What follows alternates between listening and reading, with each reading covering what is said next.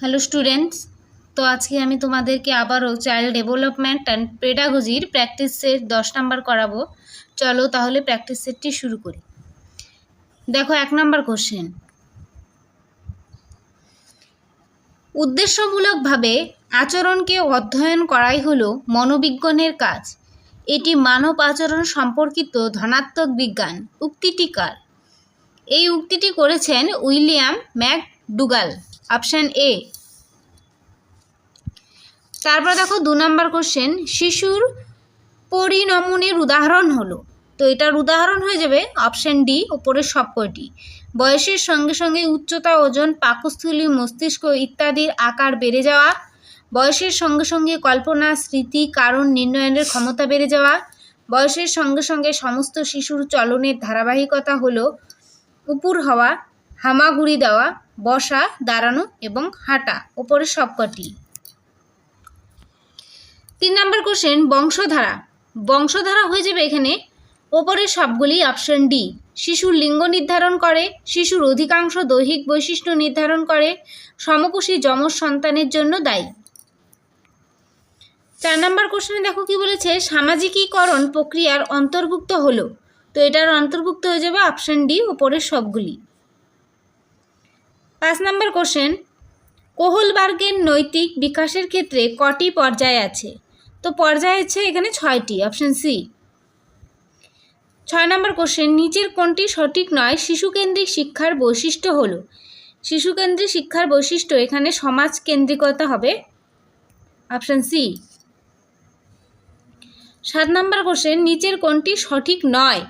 এখানে সঠিক নয় হবে অপশন বি, বুদ্ধির ক্ষেত্রে যৌনগত পার্থক্য আছে। তারপর দেখো 8 নাম্বার কোশ্চেন, সঠিক উত্তরটি চিহ্নিত করো, তো এখানে সঠিক উত্তর হয়ে যাবে অপশন ডি, ওপরের সবগুলি সঠিক হয়ে যাবে। তারপর দেখো 9 নাম্বার কোশ্চেন, পিতা মাতা পুত্র কন্যাকে সমচোখে দেখবেন, অপশন এ হয়ে যাবে সঠিক। 10 নাম্বার কোশ্চেন, ব্যক্তিগত পার্থক্যের জন্য শিক্ষার্থীদের মধ্যে পাঠাভ্যাসের পার্থক্য দেখা যায়, কারণ হয়ে যাবে এখানে অপশান ডি, ওপরের সবগুলি। শিক্ষার্থীদের বিভিন্ন বিষয়ে পাঠ্যের ক্ষেত্রে তাদের দৃষ্টিভঙ্গি, বিশ্বাস এবং মতের পার্থক্য আছে। শিক্ষার্থীদের বিভিন্ন বিষয়ে পাঠের উদ্দেশ্য এবং কৌশলের মধ্যে পার্থক্য বর্তমান। শিক্ষার্থীদের বিভিন্ন বিষয়ে পাঠে আগ্রহ এবং পুনর্জ্ঞানে পার্থক্য আছে, উপরে সবগুলি। 11 নম্বর কোশ্চেন দেখো কি বলেছে, চাহিদা পূরণের ক্ষেত্রে ব্যক্তিগত পার্থক্য নীতিকে অনুসরণ করতে হলে কোন কৌশলটি অবলম্বন করা প্রয়োজন? এখানে অবলম্বন করা প্রয়োজন অপশন বি, শিক্ষক পাঠদানকালে ব্যক্তি শিক্ষার্থীর উপর মনোযোগ দেবেন।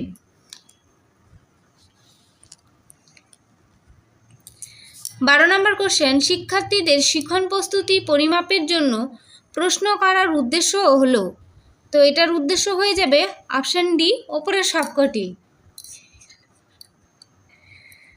13 নম্বর কোশ্চেন, অন্তর্ভুক্তিমূলক শিক্ষার প্রধান উদ্দেশ্য হলো, প্রধান উদ্দেশ্য হয়ে যাবে অপশন ডি, ওপরের সবগুলি। শিক্ষার সমসুযোগকে বাস্তবায়িত করা, শিক্ষায় সম অধিকার সম্পর্কে সচেতন করা, শিক্ষায় মানবতাকে প্রতিষ্ঠাতা করা, ওপরের সবগুলি। 14 নম্বর কোশ্চেন দেখো, সরকারি স্তরে বিভিন্ন সুযোগ সুবিধা দেওয়া সত্ত্বেও সমাজের পশ্চাৎপদ গোষ্ঠীর জনগণের শিক্ষায় সমসুযোগের নীতি বাস্তবিত না হওয়ার কারণ হলো, তো এটা সঠিক উত্তর হয়ে যাবে অপশন এ, 1 নাম্বার, 2 নাম্বার আর হচ্ছে 3 নাম্বার।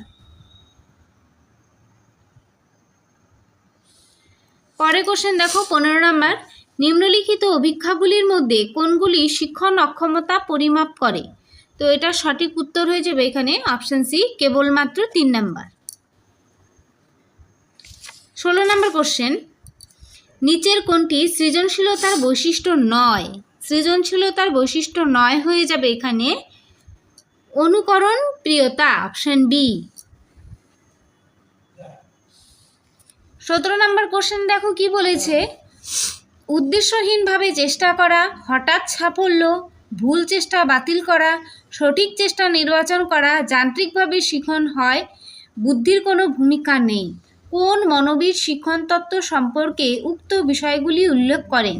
তো এটার সঠিক উত্তর হয়ে যাবে অপশান সি, থর্নডাইক।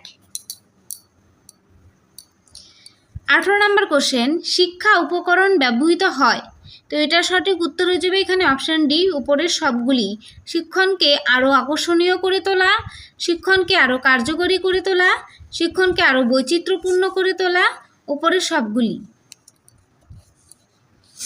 19 নম্বর কোশ্চেন দেখো কি বলেছে, পঠন শিখনে ত্রুটির লক্ষণগুলি কি? তো এটার সঠিক উত্তর হয়ে যাবে অপশান ডি, উপরের সবগুলি। 20 নম্বর কোশ্চেন দেখো, নিচের কোনটি প্রেষণা সৃষ্টিতে সাহায্য করে? প্রেষণা সৃষ্টিতে সাহায্য করে মাঝারি ধরনের কাজ। 21 নম্বর কোশ্চেন দেখো, শিক্ষার্থীর পূর্বার্জিত শিক্ষণকে স্মরণ করতে সাহায্য করার উদ্দেশ্য হলো। তো এটার উদ্দেশ্য হয়ে যাবে উত্তম শিক্ষণের জন্য পূর্বার্জিত তথ্যের সঙ্গে নতুন তথ্যের সম্পর্ক সৃষ্টি করা, অপশান এ। পরে দেখো 22 নম্বর কোশ্চেন, যে বিদ্যালয়ের শিক্ষা ব্যবস্থায় নিম্নোক্ত বৈশিষ্ট্য আছে তাকে অন্তর্ভুক্তিমূলক শিক্ষা বলে। তো এটার সঠিক উত্তর হয়ে যাবে এখানে অপশান বি, শারীরিক, বৈদিক, সামাজিক, ভাষাগত বা অন্যান্য দিক থেকে ক্ষমতার পার্থক্য নির্বিশেষে সকল শিশুকে অন্তর্ভুক্ত করে। 23 নম্বর কোশ্চেনে দেখো কি বলেছে, শিশুর প্রথম শিক্ষককে? শিশুর প্রথম শিক্ষক হয়ে যাবে তার মা। 24 নম্বর কোশ্চেন, অ্যাডোলেসেন্স শব্দটি একটি গ্রিক শব্দ থেকে এসেছে, সেটি হয়ে যাবে অপশান এ।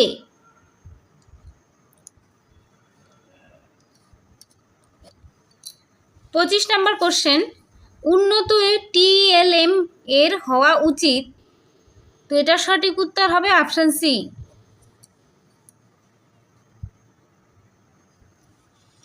পরে দেখো 26 নম্বর কোশ্চেনে কি বলেছে, নিচের কোনটি শিক্ষাক্ষেত্রে শিক্ষা মনোবিজ্ঞানের ব্যবহারিক প্রয়োগ নয়? ব্যবহারিক প্রয়োগ নয়, এখানে দেখো অপশান ডিতে যে হচ্ছে শিক্ষা মনোবিজ্ঞানের বিকাশ। 27 নম্বর কোশ্চেন, প্রাক বাল্যকালে শিশুদের শিক্ষাদানের উত্তম পদ্ধতি হলো। উত্তম পদ্ধতি হয়ে যাবে অপশান এ, খেলনা এবং খেলা। 28 নম্বর কোশ্চেন, শিক্ষাক্ষেত্রে ব্যক্তিগত পার্থক্যের তাৎপর্য হলো। তাৎপর্য হয়ে যাবে এখানে অপশান ডি, ওপরে সবগুলি। পরে কোশ্চেন দেখো 29 নম্বর, সামাজিকীকরণে প্রক্রিয়াগুলি হলো। প্রক্রিয়াগুলি হয়ে যাবে এখানে সবগুলি। তারপর লাস্ট কোশ্চেন দেখো 30 নম্বর, স্ক্যাফোল্ডিং বা ভাষাবন্ধন বলতে বোঝায়। এখানে হয়ে যাবে সবগুলি সমস্যা সমাধানে শিক্ষার্থীদের সংকেত দান করা, মনে করিয়ে দেওয়া, সমস্যাকে ক্ষুদ্র ক্ষুদ্র অংশে বিভক্ত করা, উপরে সবগুলি।